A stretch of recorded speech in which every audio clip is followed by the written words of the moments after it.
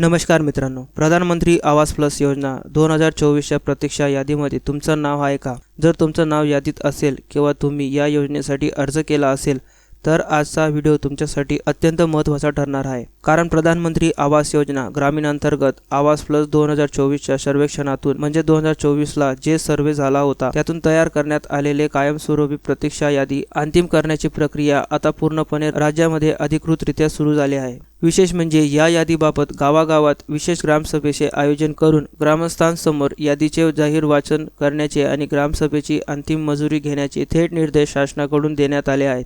याचा अर्थ तुमच्या गावामध्ये तयार झालेल्या या प्रतीक्षा यादीमध्ये तुमचे नाव आहे की नाही, तुमच्या कुटुंबाची पात्रता कायम आहे की नाही आणि अंतिम यादीमध्ये तुमचे नाव निश्चित होणार आहे की नाही हे आता अत्यंत महत्त्वाचे ठरणार आहे. पण मित्रांनो, येथे एक अतिशय मोठी आणि महत्त्वाची गोष्ट लक्षात घेण्यासारखी आहे. ती म्हणजे फक्त सर्वेमध्ये नाव आले म्हणजेच घरकुल लाभ 100% निश्चित झाला असं अजिबात समजू नका. कारण यादीची प्रत्यक्ष पात्रता पडताळणे आणि ग्रामसभेत मंजुरी मिळणे या प्रक्रियेला खूप मोठा महत्त्व आहे.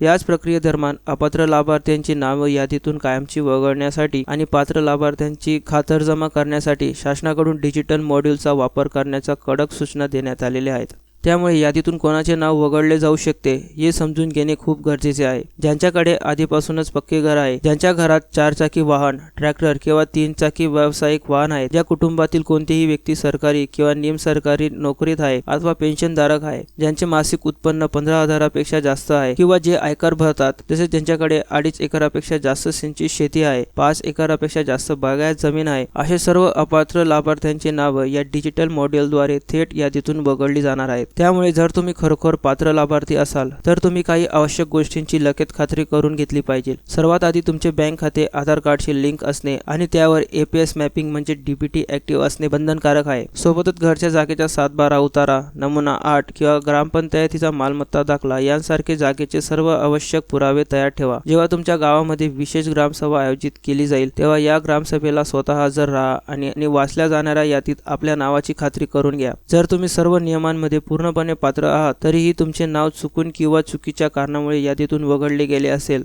तर अजिबात घाबरून जाऊ नका. तुम्ही तत्काळ ग्रामसेवक किंवा थेट तालुका स्तरावर गट विकास अधिकारी म्हणजेच BDO यांच्याकडे आपली लेखी हरकत किंवा तक्रार नोंदवून अपील करू शकतात. या बातमीमध्ये आणखी एक अत्यंत महत्त्वाचा मुद्दा म्हणजे प्रत्यक्ष क्षेत्रीय पाहणीवर शासनाने दिलेला मोठा भर. अपर आयुक्त विकास, सहाय्यक आयुक्त आणि विभागीय प्रोग्रामर यांच्यासारखे उच्च पदस्थ अधिकारी स्वतः जिल्ह्यांमधील विविध गावांच्या प्रत्यक्ष भेटी देऊन यादी तयार करण्याची कामाची काटेकोर तपासणी करणार आहेत. कोणत्याही पात्र ग्रामपंचायत किंवा खरा गरजू लाभार्थी विनाकारण लाभापासून वंचित राहू नये आणि कोणतेही अपात्र व्यक्ती यादीत घुसू नये याची खातरजमा वरिष्ठ पातळीवर केली जाणार आहे. म्हणजेच मित्रांनो, सोशल मीडिया किंवा व्हॉट्सअपवर फिरणाऱ्या कोणत्याही अनधिकृत यादीवर डोळे झाकून विश्वास ठेवू नका. आपल्या ग्रामपंचायतमध्ये प्रत्यक्ष जाऊन अधिकृतरित्या जाहीर झालेली यादीच तपासा. ग्रामसभेची अधिकृत मंजुरी मिळाल्यानंतर आणि वरिष्ठ अधिकाऱ्यांची तपासणी पूर्ण झाल्यानंतर पात्र लाभार्थ्यांच्या जागेचा प्रत्यक्ष जिओ टॅगिंग केली जाईल. ही सर्व प्रशासकीय प्रक्रिया पूर्ण होताच घरकुल बांधकामासाठी पहिला हप्ता थेट तुमच्या आधार कार्ड लिंक असलेल्या बँक खात्यामध्ये DBT द्वारे जमा केला जाईल.